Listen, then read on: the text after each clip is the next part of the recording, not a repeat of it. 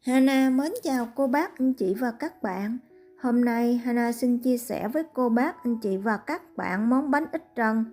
Món bánh này có vỏ bên ngoài vô cùng mềm dẻo, phần nhân thì rất là đậm đà thơm ngon, nước mắm thì rất là đặc biệt, kết hợp cùng đầu chua sẽ mang đến cho cô bác, anh chị và các bạn một món bánh rất là hấp dẫn.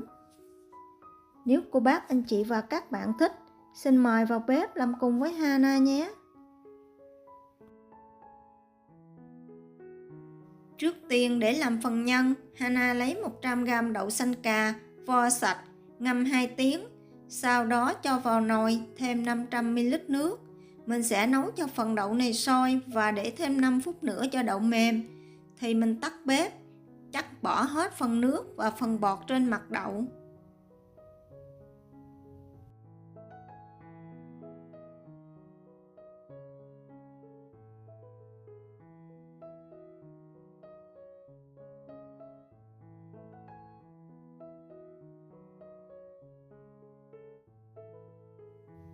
Cho đậu trở lại bếp và nấu ở lửa nhỏ thêm 5 phút nữa thì mình tắt bếp. Mình sẽ tán nhuyễn đậu khi đậu còn nóng và để qua một bên.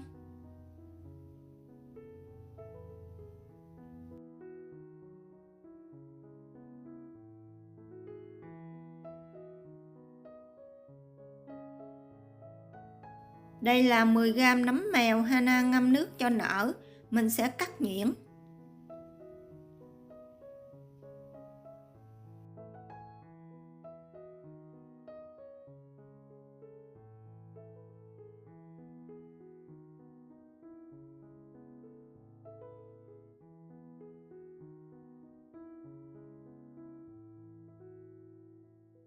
Phần tôm thì Hana sử dụng 50g tôm khô. Mình sẽ ngâm mềm và sau đó đem xay nhuyễn. Cô bác, anh chị và các bạn có thể sử dụng tôm tươi, nhưng tôm khô thì cho nhân thơm hơn.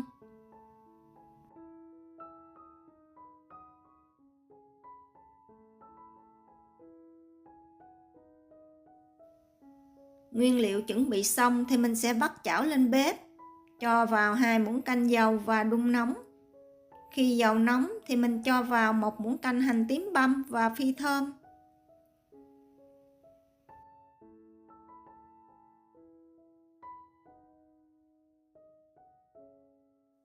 Thường làm nhân có nấm mèo thì Hana sẽ cho nấm vào xào trước để khử mùi của nấm.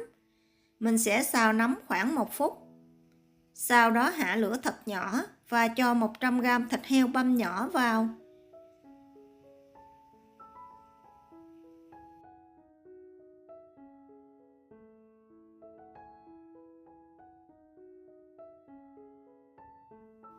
Mình sẽ dùng đũa hoặc dùng sạn gỗ để mình đảo cho thịt tơi ra và mình xào thịt khoảng 5 phút.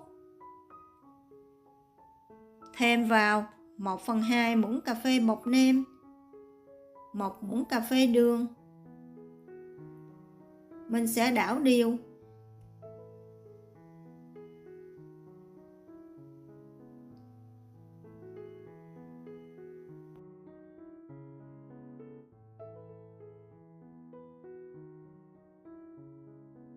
Mình sẽ cho tôm khô vào đảo thêm 1 phút nữa. Rồi cho đậu xanh vào trộn đều.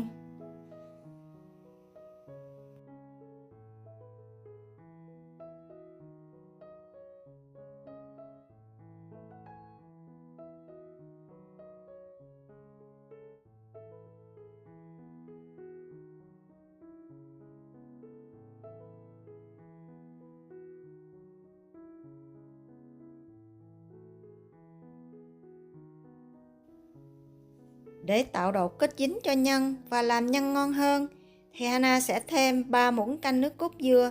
Mình sẽ trộn đều thêm 1 phút nữa rồi tắt bếp.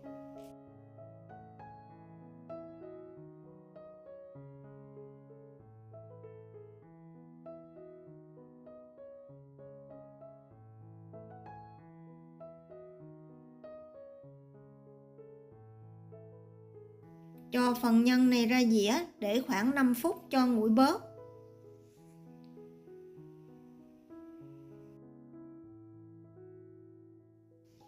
Sau khi nhân nguội bớt thì mình sẽ chia nhân. Hana chia mỗi viên nhân khoảng 15g. Mình sẽ vo tròn lại. Sau đó mình bọc kín lại để nhân không bị khô.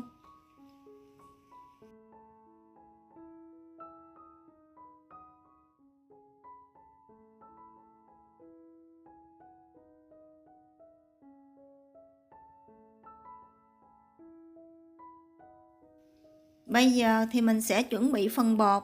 Hana sử dụng 100g khoai lang. Mình nấu chín và sau đó tán nhuyễn qua rây. Khoai lang giúp cho vỏ bánh mềm mại và không bị cứng bột.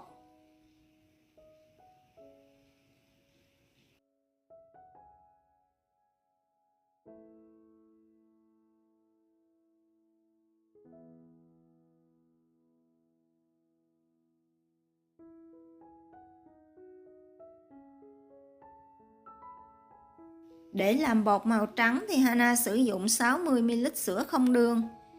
Cho vào lò vi sóng 50 giây hoặc là mình hâm nóng khoảng 80 độ C.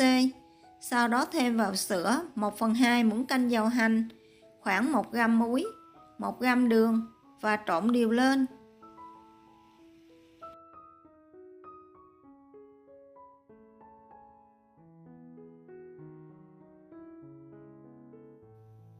Cho 50g bột nếp vào dĩa hoặc vào tô. Thêm vào 5g bột năng, 10g khoai lang nghiền. Mình sẽ trộn đều lên.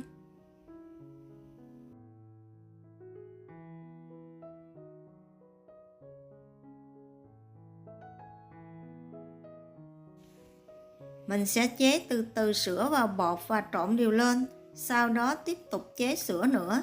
Mình đừng có chế một lần, vì nếu mình chế một lần thì bột sẽ rất là lỏng.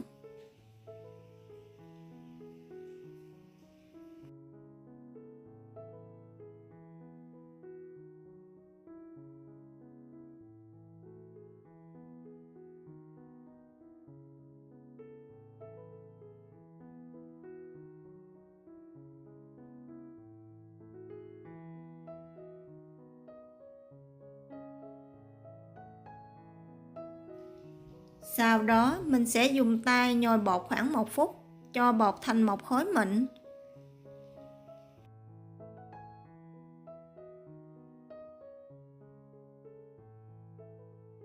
Bột đạt là bột hơi ướt nhưng không dính tay và không bị chảy xệ.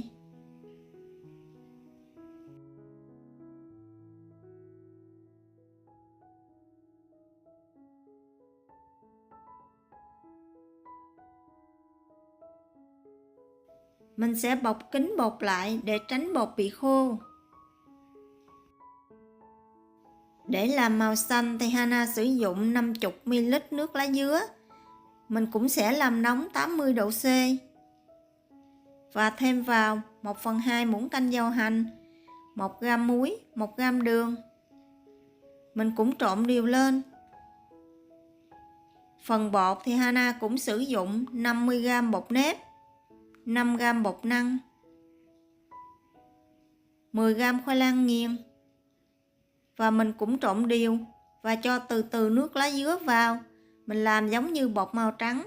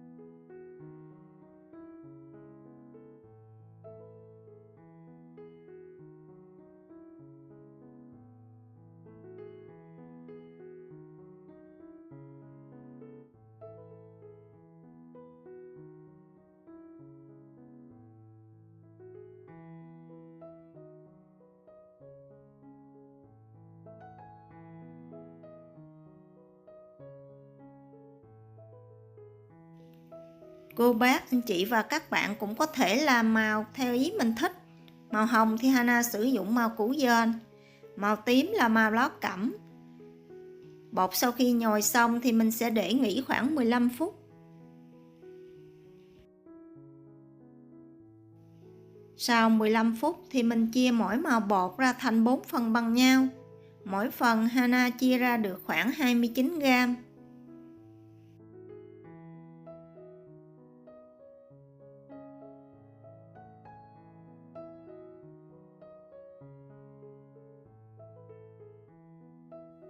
Mình sẽ thoa một ít dầu hành vào tay, sau đó do tròn bột và ấn dẹp, cho nhân vào và gói kín lại.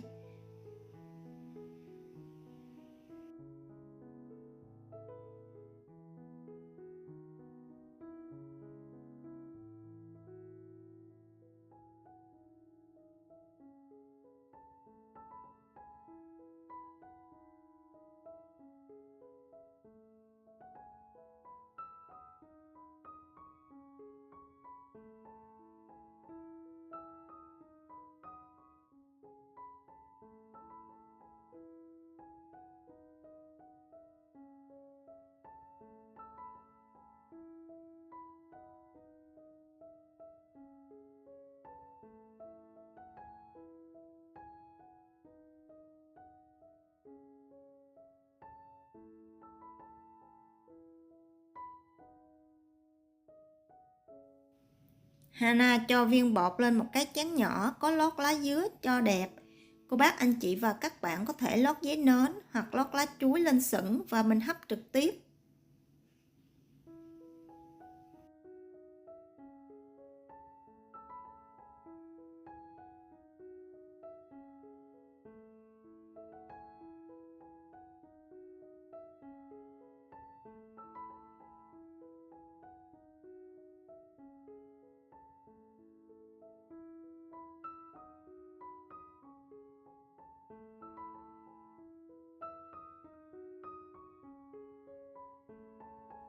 Mình sẽ bắt một sửng nước sôi.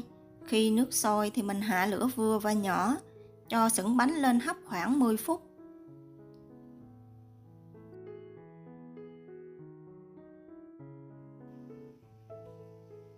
Sau 10 phút thì mình sẽ dỡ nắp ra xả hơi nước, sau đó đóng nắp lại hấp thêm 2 phút nữa.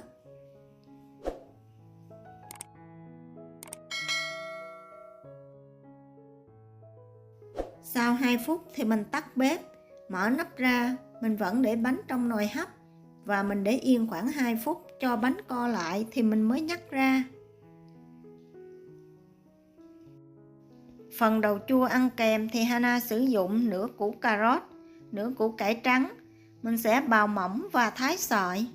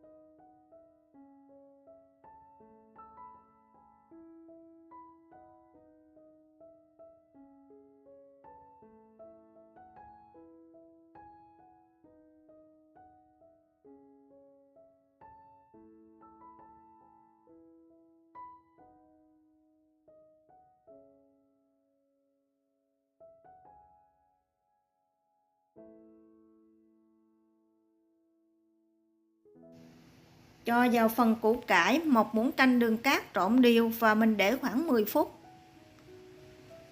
Mình làm như vậy thì củ cải rất là giòn.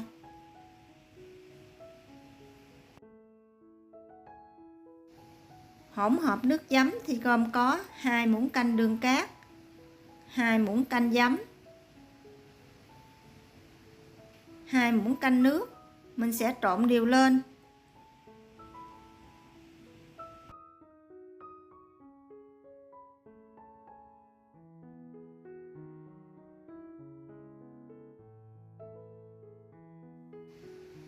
Mình sẽ vắt củ cải cho ráo bớt nước, không cần vắt khô. Sau đó mình cho vào hỗn hợp giấm trộn đều và bọc kín lại để khoảng 15 phút là mình có thể dùng được.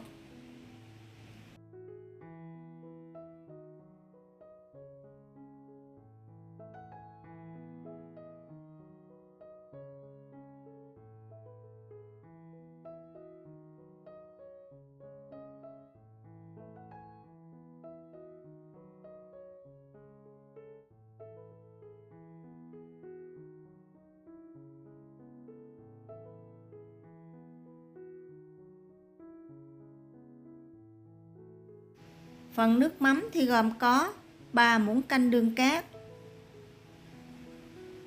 2 muỗng canh nước mắm, 1 muỗng canh nước chanh. Mình trộn đều lên.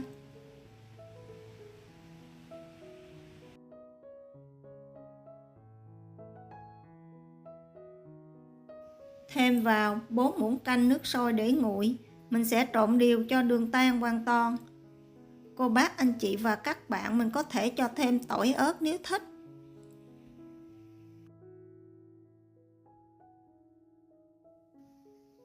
Phần làm dầu hành và mỡ hành ăn kèm thì Hana có chia sẻ trong bài bánh bột lọc. Nếu cô bác, anh chị và các bạn chưa xem, mình có thể xem lại. Hana để phần link ở dưới nha. Vậy là Hana vừa chia sẻ xong với cô bác, anh chị và các bạn món bánh ít trần của Việt Nam. Hy vọng cô bác, anh chị và các bạn sẽ thích những gì Hana chia sẻ. Nếu thích, cô bác, anh chị và các bạn nhớ đăng ký ủng hộ kênh của Hana nhé. Hana cảm ơn rất nhiều. Hana kính chúc cô bác, anh chị và các bạn nhiều sức khỏe, nhiều niềm vui và nhiều hạnh phúc. Hana xin chào tạm biệt và hẹn gặp lại lần sau.